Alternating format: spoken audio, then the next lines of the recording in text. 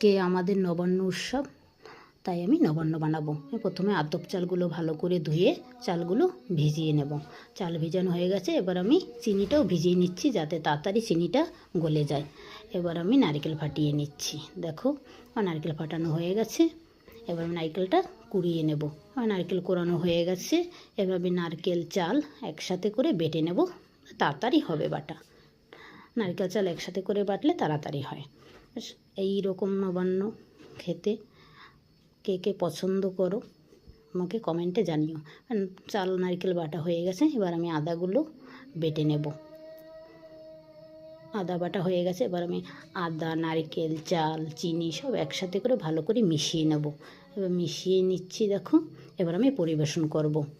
কেউ খই মুড়ি একসাথে করেও খেতে পারো, কেউ শুধু খই বা শুধু মুড়ি দিয়েও খেতে পারো, নারকেল কোড়াও দিয়ে দিয়েছি। তোমাদের ভালো লাগলে তোমরা করে খেয়ে দেখবে।